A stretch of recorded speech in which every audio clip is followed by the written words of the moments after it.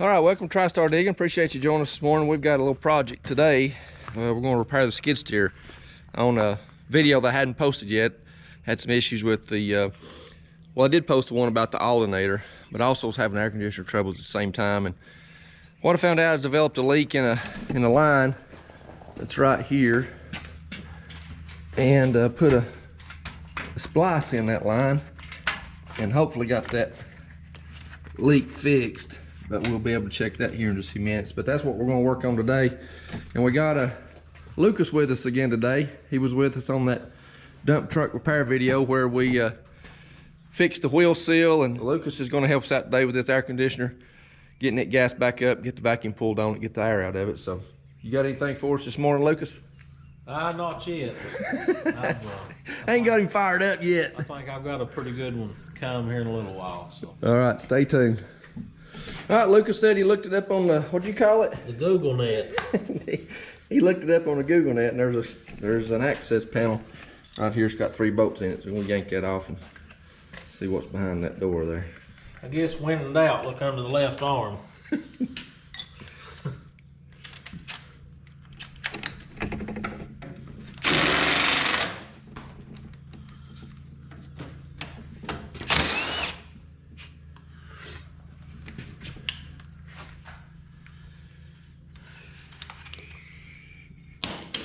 After that last video, Lucas sent me a text about starting our own channel, going to call it Good Bad Singing and Good Sayings.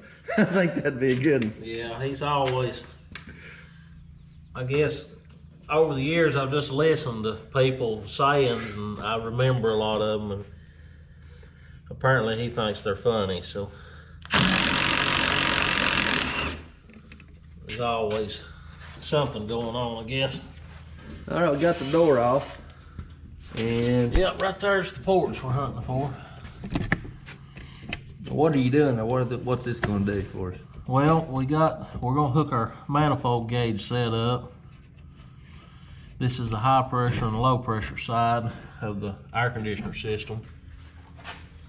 And the first thing we're gonna do, because you had that system open due to a leak in the line, is we're gonna pull a vacuum. And the vacuum is going to, it's going to get all the moisture out of the system.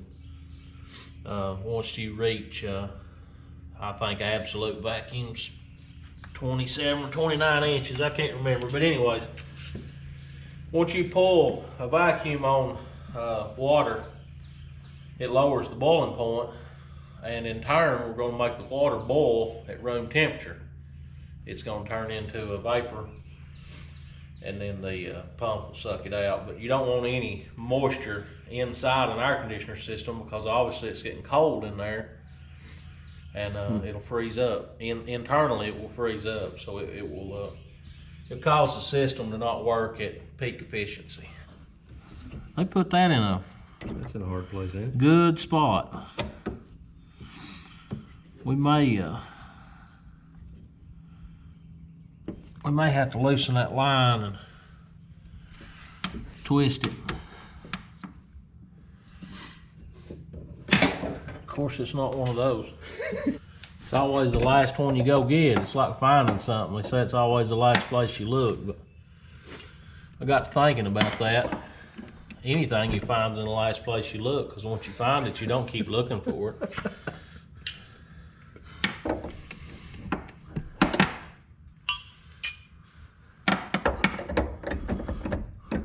Well, we found one.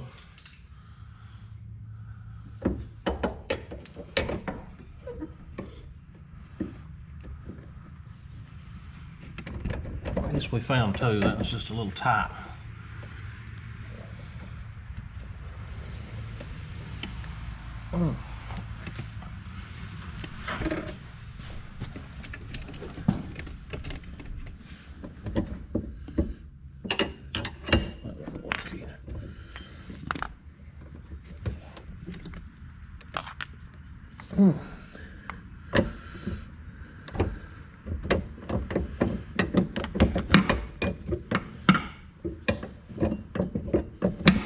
Let me go regroup again.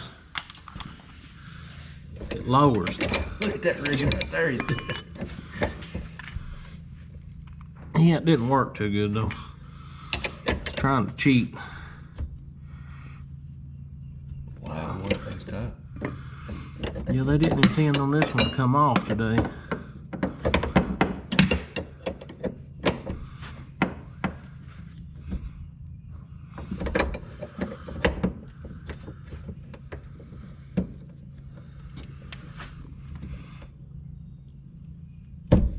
There we go.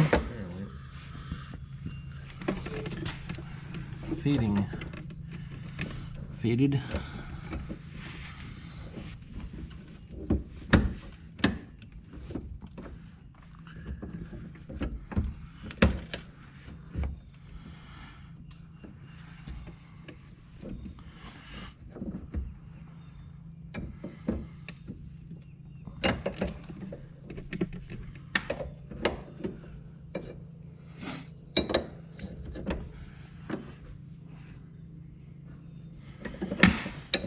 These are handy wrenches to have too, huh? See, those That's are nice. really good to get on lines and hydraulic lines and stuff like that. Several people makes them, but Snap-on's about the only people that you can find that make big ones now. Most people stop at 1.5 inches, which I guess that's big for most people, but if you work on many bulldozers, you'll find out 1.5 inches won't get you far. All right, so he's turned the vacuum pump on, and I don't know what he's looking at, but he's looking at these gauges for some reason. Yeah. Don't know how well you can see those. Pretty good. Of course, this blue gauge is your low pressure side, obviously, and there's 0. We're wanting to pull a vacuum down around 27 inches. And I can't see because I'm not exactly straight with it, but we're getting close to there. But we're gonna let this optimally run for probably 20 or 30 minutes to make sure we get everything out. I mean, a few minutes right now will make a big difference later, so you don't want to do this twice to waste gas if you don't have to. So we'll probably go do something or talk or something, wait on this a little while, and then we'll be back. He's trying to work me out of some chicken house fans, so I guess we'll go look at some fans. All right, we got the vacuum pulled on it. So what's that mean, Lucas? Well, we've had the pump cut off. I mean, it's right at 29 inches of vacuum, and we've had the pump cut off for about a minute now. We've not lost any vacuum. As we was discussing earlier, some people say that you need to leave it setting for a while or whatever, but if you've got a leak in this system, it's hard to vacuum's pulled on that. Within a minute's time, you'll know that you've got a leak. If you've got any kind, I'm talking about a pinhole leak, you'll know it immediately. If you've got a bad O-ring or something, when you turn that off, it'll start dropping immediately. Also, if you've got a pretty good leak in the system, it won't pull 29 inches of vacuum. So if you pull a vacuum on one and it stalls out, 20, 25 pounds, inch-pounds, it'll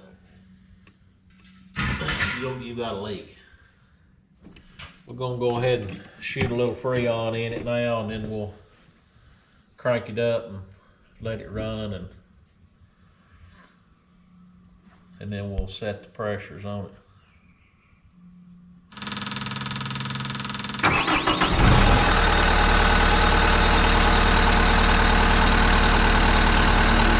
Right now we're just waiting on the pressures to stabilize. It's kind of a cool, overcast day today, and that kind of makes it a little bit harder to set these pressures. The optimum time to set them is when it's just tormently hot outside, but we can get it close enough right now. It looks like we're pretty close. I mean, where we started at. I don't remember where it was written at, but I remember reading somewhere, learning in a class or something one time, when you start your pressure, you know, if you've got a cold system, naturally when this gas gets hot, it expands. But if you have a cold system to start with, your pressure will be close to the ambient temperature. So if it's 50 degrees outside and you've got about 50 pounds of Freon in a cold system without it running, it'll be pretty close. So that's what we done. We shot about 55 pounds in it. Right now we're sitting about 35 on the low side. We're getting up close to 250 right now, but the condenser fan is not running, or the evaporator fan, I mean. No, the condenser fan, I'm backwards. The condenser fan's not running yet. I'm sure it'll come on here in a minute and bring the high side back down, but the 35 pounds that we're sitting on the low side, that's about, I mean, that's ideal. That cools very sufficiently, but it's not going to freeze the system up. You can get it colder if you get down in the 20s on your low side, but what happens is you run into many problems with the evaporator freezing up and things like that. So there's a fine balance between it working as good as it can without giving trouble. So I think we're about right where we need to be. Like I say, the pressures are climbing a little bit right now, but that fan should kick on here in a minute, I'm sure, and it'll bring everything right back down to where we started. We had a small brain lapse, I guess you could call it. The pressures, they kept rising pretty high, and I kept thinking, man, the fan ought to kick on any time. And walked back there, I guess, to kind of look and see what was going on, and didn't think about it, but we had the back door of the machine open, and the condenser is mounted on the back door, so it wasn't, the fan blows through the top and sucks through the door, so we wasn't getting any air movement. So we closed the back door now, and everything is back more normal. Of course, now it just kicked off. We're gonna have to put a little bit more gas in it, but we're still pretty close.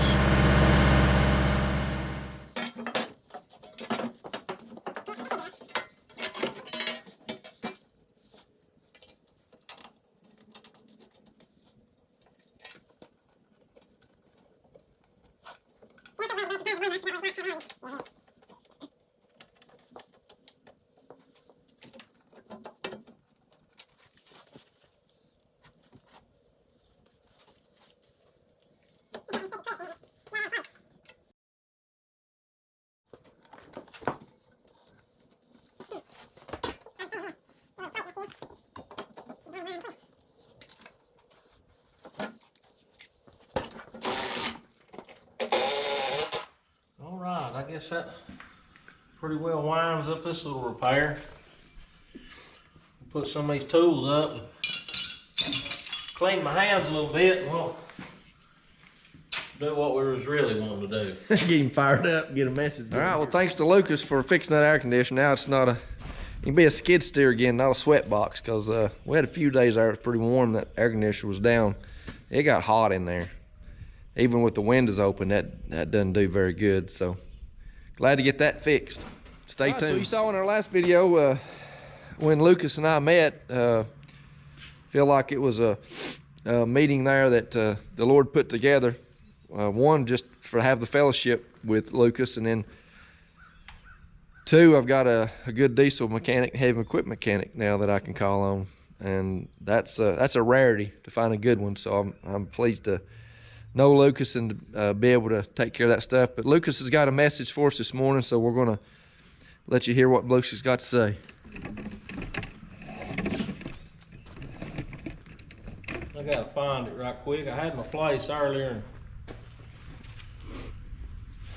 of course I got to reading and marked another spot, but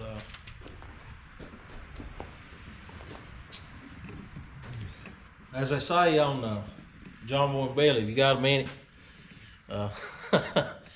I guess I've really got a small sermon here, but if you'll stick around and listen to it, I know it'll bless you. But I want to read first here, Matthew chapter 22, verse 37.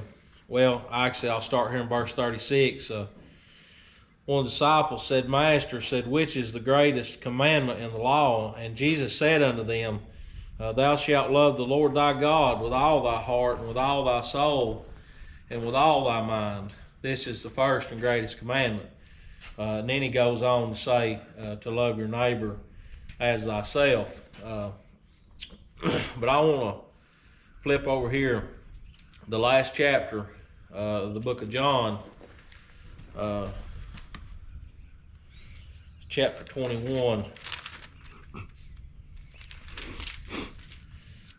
Right here, I'll give you a little backstory right quick. Peter had denied Christ 3 times, and here Jesus had been crucified and put in the tomb, and of course he rose again on the 3rd day. And some of the disciples had already seen him, but anyways, Peter had denied Christ 3 times.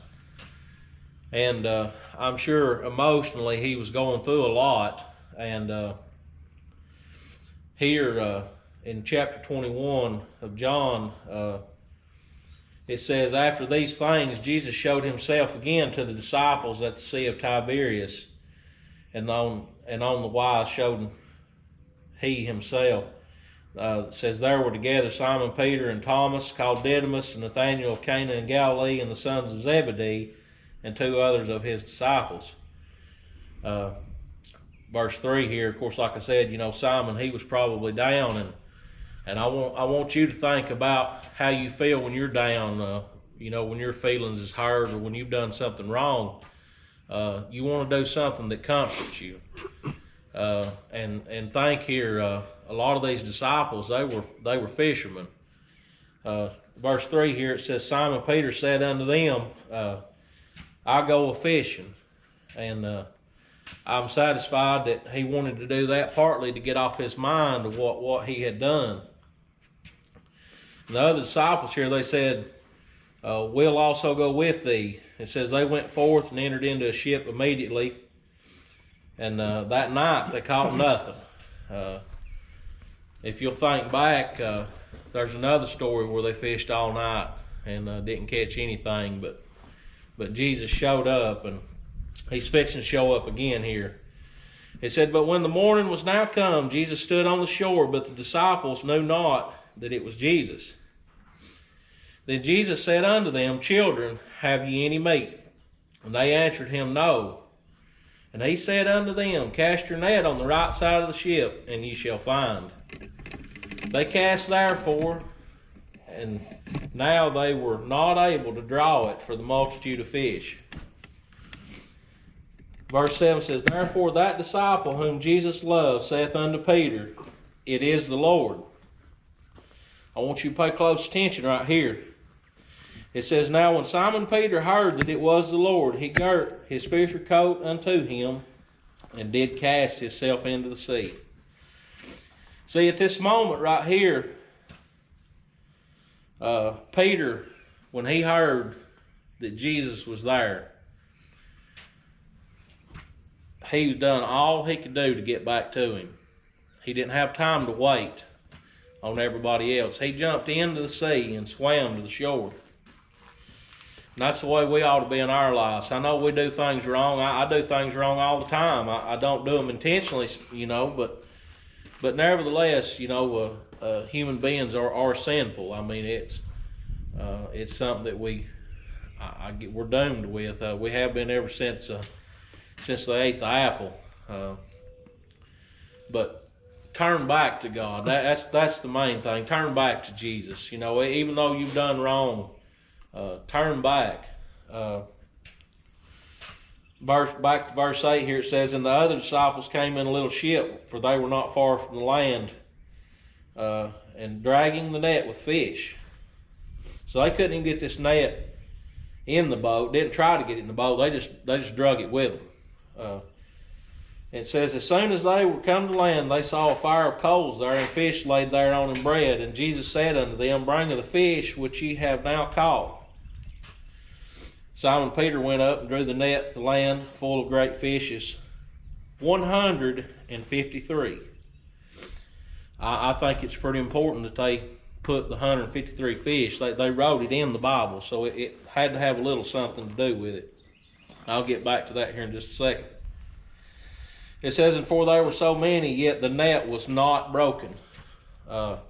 Little side sermon right quick, you know. The net of our lives is easily broken. But if the Lord's involved with it, boy, it can hold so much, but it won't break. Verse 12 says, Jesus saith unto them, come and dine, and none of his disciples durst ask him, who art thou?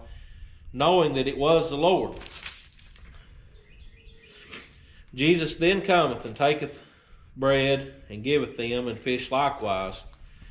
It says, this is now the third time that Jesus showed himself to his disciples, and after that he was risen from the dead. So when they had dined, Jesus said unto Simon Peter, Simon, son of Jonas, lovest thou me more than these? That's the middle of verse 15, but I want to stop right there.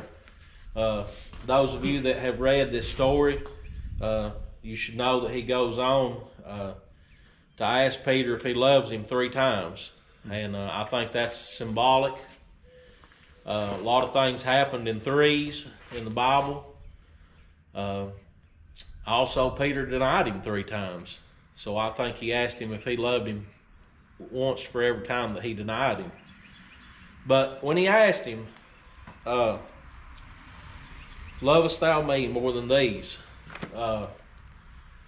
Like I read there earlier, you know, you're to love the Lord thy God. You know, that's the greatest commandment. Just what are these? I'm sure maybe at the moment in time that Jesus said it, it might have had a specific meaning. But as I study the Bible, things often come up with different meanings for me. I may study the same thing many times and come up with different things. That's why I love this book, because it's life application. It's not just 2,000 years ago life application. It's 2022 life application.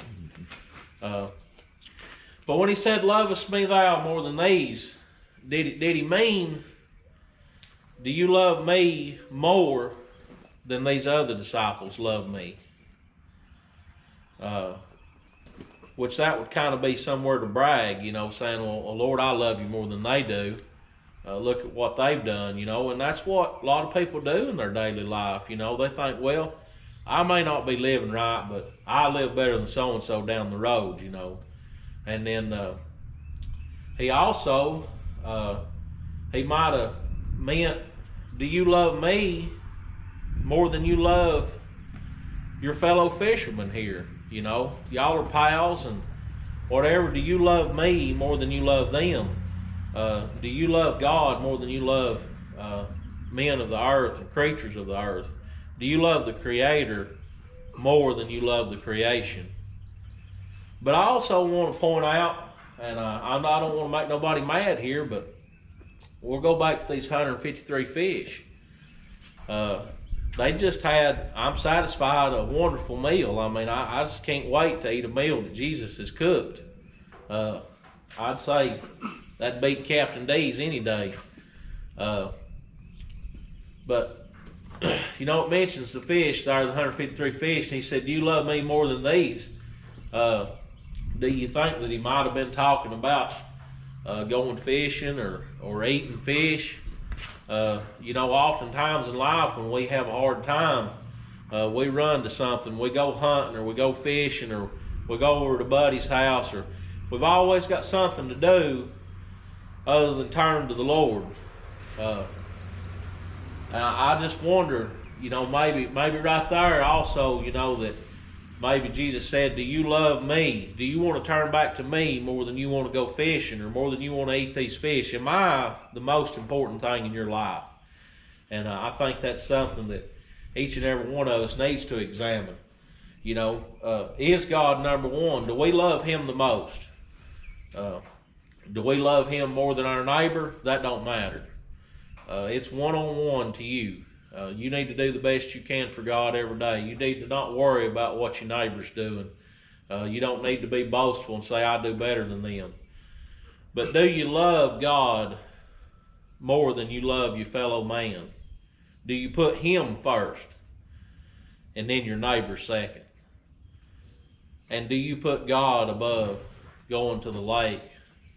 What would you lay out? What I've asked before, what would you lay out of church for on Sunday morning to go do? Just think about that. And if there's anything that you can think of that you would put before God, that you would go do on a Sunday morning rather than get up and go to church to worship him, just think about that.